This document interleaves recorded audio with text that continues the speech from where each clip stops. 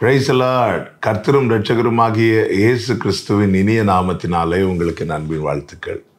இந்த புதிய நாளை காண செய்த தேவனுக்கு ஸ்தோத்திரம் உண்டாவதாக. இந்த நாள் உங்கள் ஒவ்வொருவருக்கும் நன்மையாய் ஆசீர்வாதமாய் இருக்க கர்த்தர் கிருபை செய்வாராக. உபாகமம் 33வது அதிகாரம் 29வது வசனம். இஸ்ரவேலே, நீ பாக்கியவான், கர்த்தரால் ரட்சிக்கப்பட்ட ஜனமே, உனக்கு ஒப்பானவன் யார்? உனக்கு சகாயம் செய்யும் கேடகமும் உனக்கு மகிமை பொருந்திய பட்டயமும் அவரே. உன் சத்துருக்கள் உனக்கு இச்சகம் பேசி அடங்குவார்கள், அவர்கள் மேடுகளை மிதிப்பாய் என்று சொன்னான்.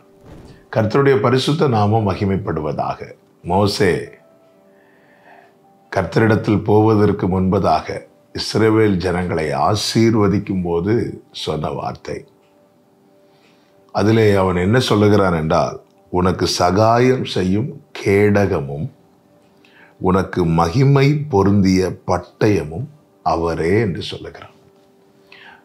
யுத்தத்துக்கு போகும்போது கேடகத்தையும் எடுத்துக்கொள்வார்கள், பட்டயத்தையும் எடுத்துக்கொள்வார்கள். ஒரு கையிலே கேடகம் இருக்கும், இன்னொரு கையிலே பட்டயம் இருக்கும். அப்போ ஒரு கை கேடகத்தை பிடித்துக்கொள்ளும், இறுக பிடித்துக்கொள்ளும், இன்னொரு கை பட்டயத்தை இறுக பிடித்துக் கொள்ளும். இங்கே ரட்சிக்கப்பட்ட ஜனத்திற்கு கேடகமும் பட்டயமும் அவரே, அதாவது ரட்சித்தவர் தான் உனக்கு கேடகம், உனக்கு பட்டயம். அப்படி என்றால் ரட்சிக்கப்பட்ட ஜனமே, நாம் பாதுகாக்கப்படவும் சத்துருவை மேற்கொள்ளவும் நமக்கு கேடகமும் பட்டயமும் தேவை. நம்முடைய கேடகம் அவரே, நம்முடைய பட்டயமும் அவரே. இந்த கரங்கள் என்ன செய்ய வேண்டும்? அந்த கேடகத்தையும் பட்டயத்தையும் இறுக பிடிக்க வேண்டும்.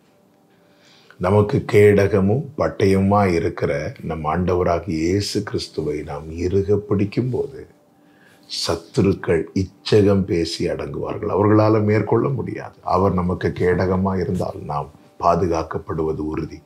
அவர் நமக்கு பட்டயமாய் இருந்தால் நாம் மேற்கொள்வது உறுதி. எனவேதான் சத்துருக்கள் இச்சகம் பேசி அடங்குவார்கள் என்று இங்கே சொல்லப்பட்டிருக்கிறது. பிரியமான கர்த்தருடைய பிள்ளைகளே, எசையா 26:3 சொல்லப்பட்டிருக்கிறது அல்லவா, உம்மை உறுதியாய் பற்றி கொண்ட மனதை உடையவன் உம்மையே நம்பி இருக்கிறபடியால் நீர் அவனை பூரண சமாதானத்துடன் காத்துக்கொள்வீர் என்று. எனவே நம்மை ரட்சித்த தேவனை விட்டு விடாமல் இறுக பற்றி கொள்வோம். வாழ்க்கையிலே பாதுகாப்பாகவும் ஜெயமாகவும் இருக்க கர்த்தர் கிருபையாய் நம்மை நடத்துவார். ஜெபிக்கலாமா? எங்கள் நல்ல தகப்பனே, இரக்கமுள்ள பிதாவே, எங்களுக்கு சகாயம் செய்யும் கேடகமும் மகிமை பொருந்தின பட்டயமுமாயிருக்கிற எங்கள் தேவனை உம்மை இறுக பிடித்து கொண்டு முன்னோக்கி செல்ல, ஜெயமாய் முன் செல்ல, கிருபையாய் காக்கப்பட எங்களுக்கு அனுக்கிரகம் செய்தருளும். இயேசுவின் நாமத்தில் பிதாவே, ஆமென்.